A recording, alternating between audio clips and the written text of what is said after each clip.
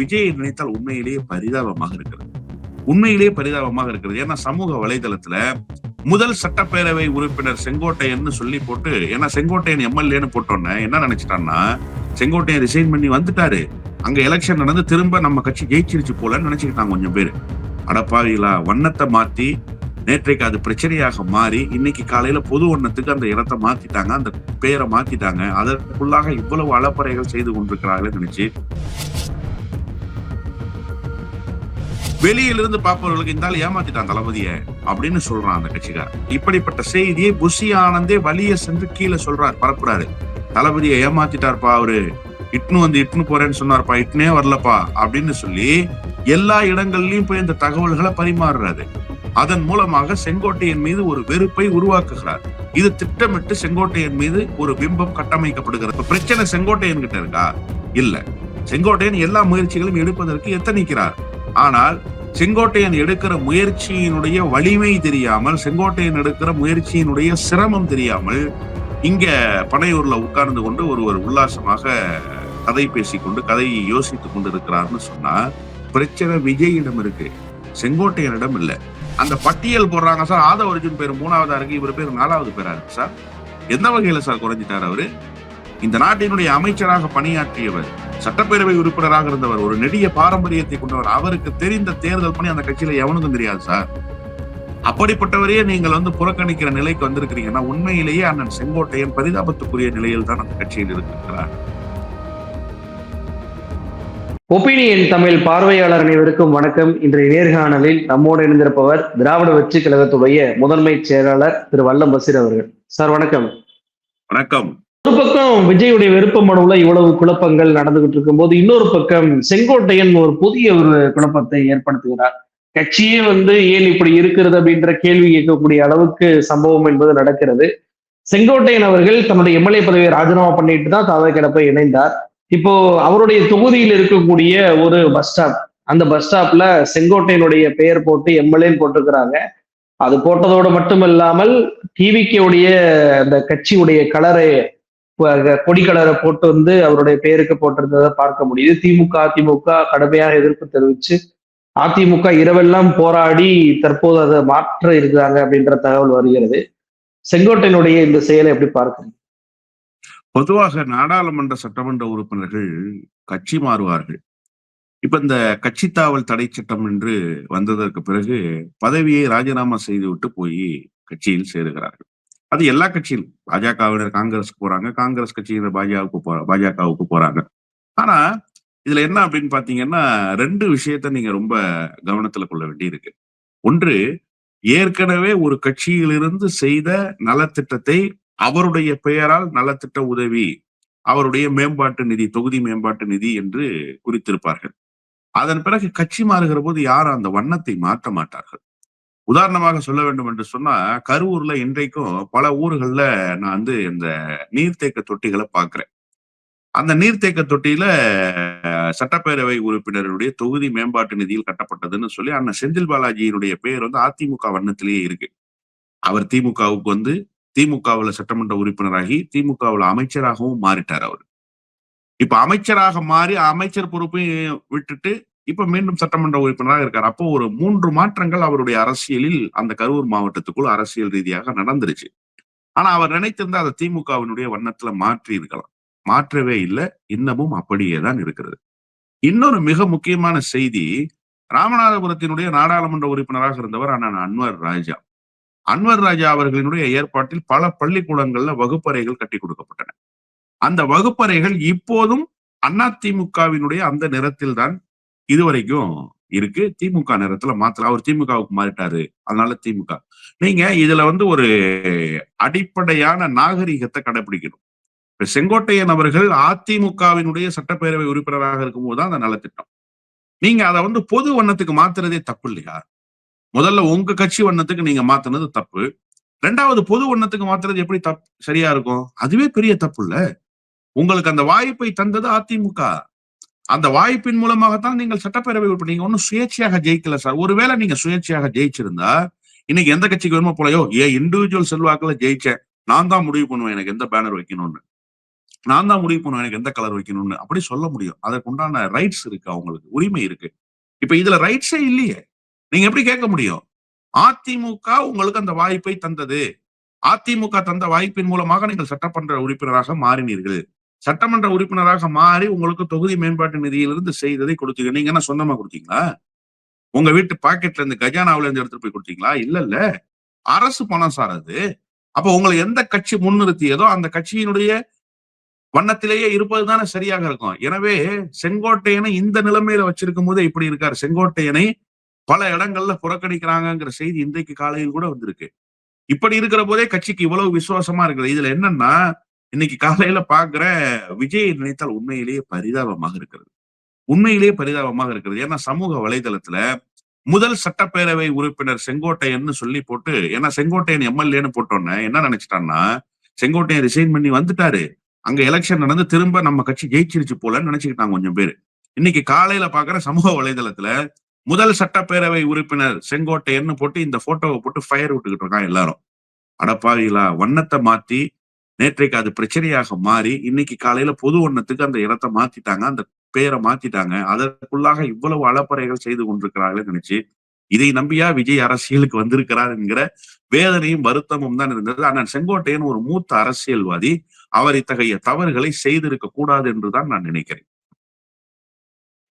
நிச்சயமாக நீங்க சொல்வதை போல தாவேகாவுக்கு ஒரு எம்எல்ஏ கிடைத்ததை போலதான் அது ஒரு பிம்பத்தை ஏற்படுத்தும். அதிமுகவும் திமுக எதிர்ப்பு தெரிவித்து இன்னைக்கு மாற்றி இருப்பதே இது ஒரு தேவையற்ற வேலையை செங்கோட்டையன் செய்திருக்கிறார் அப்படின்றதான் பார்க்க முடியுது. இன்னொரு பக்கம் நீங்க சொன்னீங்க செங்கோட்டையன் புறக்கணிக்கப்படுகிறார் அப்படின்னு சொல்லி. கோவையில தாவேகாவுடைய முக்கியமான தேர்தல் அந்த வாக்குறுதிகளை வாங்கக்கூடிய ஒரு குழு வருகிறது. செங்கோட்டையன் அவர்கள் கோவை மண்டலத்துக்கு அவர்தான் பொறுப்பாளர். ஆனா அவர் அங்க வரவே இல்லை. ஏன் வரல அப்படின்னு சொல்லி கேட்கும்போது, இல்லைங்க இது தொகுதியுடைய வாக்குறுதிகள் கேட்பதற்கு வர்றதுதான். அது தேர்தல் பிரச்சார குழுல அவர் இருக்கிறாரு. இங்கே தளபதியை பொறுத்த வரைக்கும் எந்த கட்சி இல்லாதவரை எல்லாருக்குமே முக்கியத்துவம் கொடுக்கக்கூடிய ஒரு நபராக இருக்கிறார் அப்படின்னு சொல்லி அருண்ராஜும் ஜேசிடி பிரபாகர் அவர்களும் விளக்கம் கொடுப்பதை பார்க்க முடியுது. ஆனாலும் ஏன் செங்கோட்டையன் இடம்பெறவில்லை அப்படின்ற கேள்வி வந்து பிரதான கேள்வியா தான் இருக்குது. எப்படி பார்க்கறீங்க? இல்ல அண்மையில நம்ம ஒப்பீனியன் தமிழ்ல தான் பேசணும். அதாவது பக்கத்து மாவட்டத்தில் இருக்கிற மாவட்ட செயலாளருக்கு கைபேசியில செங்கோட்டையன் தொடர்பு கொண்டா அவர் கைபேசியை எடுக்கிறதே இல்ல. அதற்கு பதிலாக புஷி ஆனந்த் போன் பண்ணி அண்ணா நான் கூப்பிட சொல்றேன்னு சொல்றாரு. அது என்ன இண்டிகேஷன்? இது ஒரு பிரதான ஊடகத்தில் வந்திருக்கிறது என்று நாம பேசணும். அது எப்படி இருந்தது என்று சொன்னால், உண்மையிலேயே இப்படி ஒரு சம்பவம் நடந்திருக்கிறது என்கிற செய்தி தான் அதன் பிறகு உறுதி செய்யப்பட்டது. இப்ப நான் இப்படி எடுத்துக்கிறேன். எல்லாருக்கும் சம வாய்ப்பை கொடுக்கிறார் எங்க தளபதி. அதனால அவருக்கு அந்த பொறுப்பு கொடுக்கலன்னு. அண்ணன் கே.என். நேரு தேர்தல் அறிக்கை தயார் செய்யும் குழுவுல இருக்காரா? நீங்க சொல்லுங்க இருக்காரா? இல்ல. ஆனா எங்க மாவட்டத்தினுடைய பொறுப்பு அமைச்சர் அவர்தான். இப்ப எங்க மாவட்டத்துக்கு அக்கா கனிமொழி, அண்ணன் டி.ஆர்.பி. ராஜா, அண்ணன் எம்.எம். அப்துல்லா, அண்ணன் கார்த்திகேய சேனாதிபதி இவங்க எல்லாரும் வந்தாங்க தஞ்சாவூருக்கு. அப்போ நடுநாயகமாக உட்கார்ந்து அந்த தேர்தல் அறிக்கை தயாரிப்பதற்கு நீங்க என்னென்னலாம் கொடுக்கலாங்கிற செய்தியை முதலில் நாட்டு மக்களுக்கு சொல்லி அங்க வந்திருந்தவர்களை வரவேற்று பேசியது யாருன்னா அண்ணன் கே.என். நேரு தான். இதற்கிடையில அண்ணன் கே.என். நேருக்கு சொந்த மாவட்டம் கிடையாது எங்க மாவட்டம். நாங்க பக்கத்து மாவட்டம்.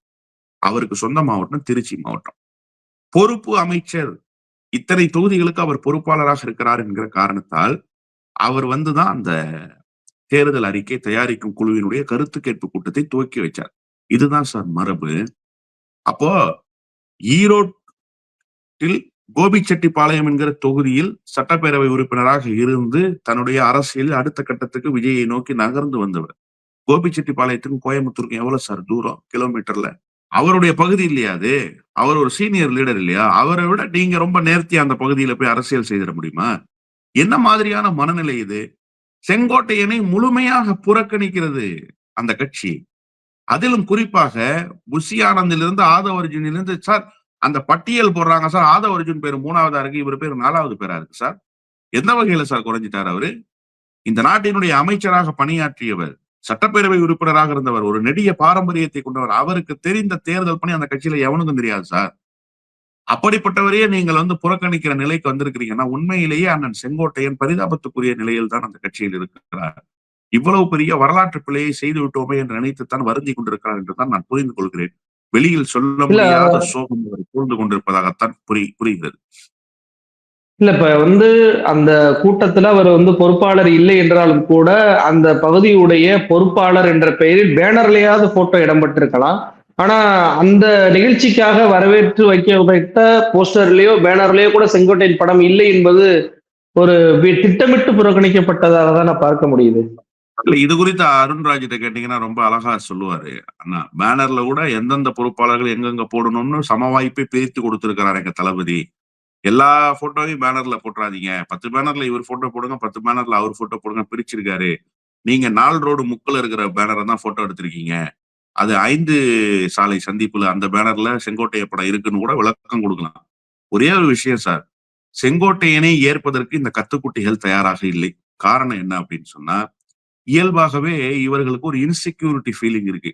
செங்கோட்டையன் வந்ததற்கு பிறகு. அவருக்கு ஒரு பெரிய பாரம்பரியம், ஒரு அரசியல் அனுபவம். அதனால நம்மளெல்லாம் இவர் ஓவர்டேக் பண்ணிருவாரோ? இதுவரைக்கும் ஒரு 5 முனை போட்டி தான் அங்க நிலவிக்கிட்டு இருந்துச்சு. ஒரு பக்கம் புஷி ஆனந்த், இன்னொரு பக்கம் நிர்மல்குமார், இன்னொரு பக்கம் ஆதவ் அர்ஜுன், அருண்ராஜ், ஜான் இப்படி ஒரு பவர் சென்டர்ஸ் அந்த கட்சிக்குள்ள இருந்தாங்க. இப்ப இதையெல்லாம் காலி பண்றது மாதிரி ஒரு பவர் சென்டரா வந்துட்டாரு செங்கோட்டையன். செங்கோட்டையனுக்கு சில அரசியல் நெளிவு சுழிவுகள் தெரியும். அதனால விஜயிடமிருந்தே செங்கோட்டையனை அப்புறப்படுத்துகிற வேலையை தான் செய்தார்கள். அதனாலதான் செங்கோட்டையன் பனையூருக்கு போகும்போது அப்பாயின்மெண்ட் வாங்காமலாம் இங்க வரக்கூடாதுன்னு சொல்லி திருப்பி அனுப்பிய காட்சியெல்லாம் நம்ம பார்த்தோம். அதனுடைய வெளிப்பாடுதான் இப்போ முழுக்க முழுக்க செங்கோட்டையனை புறக்கணிக்கிற வேலையை ஒட்டுமொத்த விஜய் தரப்பும் செய்து கொண்டிருக்கிறது. விஜயும் சேர்ந்தே இதுல சம்பந்தப்பட்டிருக்கிறாருன்னு தான் நான் புரிஞ்சுக்கிறேன். ஏன்னா கட்சிக்கு அவர் தான் தலைவர். அவரை சந்திக்க வந்தவர், உங்களை நம்பி அரசியல் வாழ்வை ஒப்படைத்துக் கொண்டவர், நெருக்கடியான காலகட்டத்தில் நான் உங்களிடம் வந்தேன் என்று வெளிப்படையாகவே ஒப்புதல் வாக்குமூலம் கொடுத்தவர். அவரை நீங்க எப்படி பார்த்துக்கணும்? நீங்க இப்ப எப்படி வச்சிருக்கீங்க? இதையெல்லாம் கணக்கில் கொள்ள வேண்டியிருக்குல்ல. எனவே அண்ணன் செங்கோட்டையன் முழுவதுமாக தன்னுடைய அரசியல் வாழ்வை நிர்மூலமாக்கி கொண்டார். ஏதுமற்றவராக மாறி போயிருக்கிறார். அரசியலில் சொல்ல வருத்தமாகத்தான் இருக்கிறது. அரசியல் அனாதையாக மாறுவதற்கான வாய்ப்புகளை வலிய சென்று தேடிக்கொண்டார் என்றுதான் நான் புரிந்து கொள்கிறேன். இது ஒரு மோசமான சூழல் தான். இப்படியே நிலைமை நீடிச்சுச்சுன்னா சட்டப்பேரவை உறுப்பினருக்கு போட்டியிடுகிற வாய்ப்பை கூட அந்த கட்சி தராமல் தவிர்ப்பதற்கான சூழல்கள் தான் உண்டாகி போகும். ஒரு இளைஞரை நிறுத்துங்கண்ணே, நீங்க தமிழ்நாடு முழுக்க வாங்கினேன்னு சொல்லி அவருக்கு ஆசை வார்த்தை காண்பித்து வாய்ப்பை கூட மறுத்து விடுவதற்கான சூழல் இருப்பதாகத்தான் நான் புரிந்து கொள்கிறேன். இல்ல அது உட்கட்சி பிரச்சனையாக பார்ப்பதா? இல்லைன்னா செங்கோட்டையன் அவர்கள் பல பேரை கூட்டணி கூட்டிட்டு வரதா சொன்னாரு. டிடிவி தினகரன் வரதா சொன்னாரு. ஓபிஎஸ் கூட்டிட்டு வரதா சொன்னாரு. பொங்கலுக்கு பின்பு மிகப்பெரிய அளவுக்கு பாருங்க தாவேகாவுக்கு எத்தனை பேர் வருவாங்க அப்படின்னு சொல்லி ஒருத்தர் கூட கொண்டு வர முடியல. இவர் இவருடைய தகுதி இவ்வளவுதான் அப்படின்னு சொல்லி அந்த கட்சி நினைத்து அவரை ஓரங்கட்டது அப்படின்னு சொல்லி பார்ப்பதா? ஏன்னா செங்கோட்டையன் வரும்போதே இதுவரைக்கும் இருந்த விஜய்க்கு அனுபவசாலி ஒருத்தர் கிடைச்சிருக்கிறார். இனிமே விஜய் பக்குவப்பட்ட ஒருவராக இருப்பார். அந்த கட்சி பக்குவப்பட்டு நடக்கும் அப்படின்றதுதான் சாதாரண மாணவர்களுமே வைத்த கருத்தாக இருந்துச்சு. இப்ப அதை புறக்கணிக்கும் போது மீண்டும் தாவேகா பழைய நிலைமையை நோக்கி போயிடாதா அப்படின்ற 2 பார்வைகள் இருக்குல்ல. 2 கேள்விக்கும் ஒரு இதுல ரொம்ப முக்கியமான விஷயம் என்னன்னா, செங்கோட்டையன் தவறு செய்திருந்தா நீங்க சொல்றது பொருந்தும். கூட்டணி வரும் என்று சொல்லி, கூட்டணிக்கான பேச்சுவார்த்தையை நடத்துவதாக சொல்லி ஏமாற்றி இருந்தால் சரி. செங்கோட்டையன் எல்லா முயற்சிகளையும் எடுத்தார். இப்போதும் ஓ பன்னீர்செல்வத்தை இழுத்து வருவதற்கான முயற்சியில தொடர்ந்து ஈடுபட்டு கொண்டிருக்கிறார். ஆனா செங்கோட்டையன் அந்த கட்சிக்கு தலைவரா? செங்கோட்டையன் தான் அந்த கட்சியில டிசைடிங் ஃபேக்டரா? இல்ல. இப்ப டிடிவி தினகரனை பேச்சுவார்த்தை நடத்தலாம் செங்கோட்டையன். டிடிவி தினகரனை அரவணைக்கிற வேலையை, டிடிவி தினகரனோடு இணங்கி தேர்தல் பணிகளில் ஈடுபடுவதற்குண்டான வாய்ப்புகளை திறந்து வைக்கிற வேலையை யார் செய்யணும்? விஜய் தானே செஞ்சாரா அவரு? இப்ப பிரச்சனை செங்கோட்டையன் கிட்ட இருக்கா? இல்ல. செங்கோட்டையன் எல்லா முயற்சிகளும் எடுப்பதற்கு எத்தனிக்கிறார். ஆனால் செங்கோட்டையன் எடுக்கிற முயற்சியினுடைய வலிமை தெரியாமல், செங்கோட்டையன் எடுக்கிற முயற்சியினுடைய சிரமம் தெரியாமல், இங்க பனையூர்ல உட்கார்ந்து கொண்டு ஒருவர் உல்லாசமாக கதை பேசிக்கொண்டு கதையை யோசித்துக் கொண்டு இருக்கிறார்னு சொன்னா பிரச்சனை விஜயிடம் இருக்கு, செங்கோட்டையனிடம் இல்ல. நான் என்ன கேட்கிறேன் சார், எடப்பாடி பழனிசாமி வந்தால் நான் அவர் வருவதற்கு எந்த விதத்திலும் துணை நிற்க முடியாது, அந்த கூட்டணியில் இடம்பெற முடியாதுன்னு சொன்னாரா இல்லையா தினகரன்? அப்படிப்பட்ட தினகரன் சமரசத்துக்கு உட்பட வேண்டிய அவசியம் 2 இருந்தது. ஒன்று அரசியல் வாழ்வு சூனியமாகிறோம்ங்கிற ஒன்று கவலை, இன்னொன்று டெல்லியிலிருந்து வந்த அழுத்தம். இப்ப இந்த டெல்லியிலிருந்து வந்த அழுத்தம் விஜய்க்கும் தானே பொருந்தும். விஜய்க்கு தானே சார் பொருந்தும். அப்ப விஜய்க்கு அந்த அழுத்தம் இல்லையா? ஏன் விஜய் கூட்டணி விவகாரத்துல செங்கோட்டையன் அமைத்த வியூகத்துக்கு உட்பட மறுத்து செங்கோட்டையனுடைய வியூகத்தை வெற்றியாக மாற்ற முடியாமல் போனார் கூட்டணி அமைப்பதுல? செங்கோட்டையன் பேச்சுவார்த்தை நடத்தினார்ல. நீங்க கொஞ்சமாவது ஒரு ஸ்டெப் இறங்கி வரணும்ல. அப்போ செங்கோட்டையன் வகுத்த வியூகத்தை முனைமுழங்க செய்தது விஜயினுடைய தப்பு தானே. நீங்க எப்படி போய் செங்கோட்டையனை சார்ஜ் பண்ண முடியும்? ஆனா வெளியில என்னன்னா நீங்க கேட்டது ரொம்ப உண்மை. முக்கியமான செய்தியை நீங்க சொல்லியிருக்கீங்க. வெளியில இருந்து பார்ப்பவர்களுக்கு இந்த ஆள் ஏமாத்திட்டான் தளபதிய அப்படின்னு சொல்றான் அந்த கட்சிக்காரன். விஜயுடைய ரசிகர்கள் அப்படி சொல்றாங்க. இந்த ஆள் தளபதியை ஏமாத்திட்டான்ப்பா. இப்படிப்பட்ட செய்தியை புஷி ஆனந்தே வலிய சென்று கீழே சொல்றாரு, பரப்புறாரு. தளபதியை ஏமாத்திட்டார்ப்பா அவரு. இட்னு போறேன்னு சொன்னார்ப்பா, இட்னே வரலப்பா அப்படின்னு சொல்லி எல்லா இடங்கள்லயும் போய் இந்த தகவல்களை பரிமாறுறாரு. அதன் மூலமாக செங்கோட்டையன் மீது ஒரு வெறுப்பை உருவாக்குகிறார்.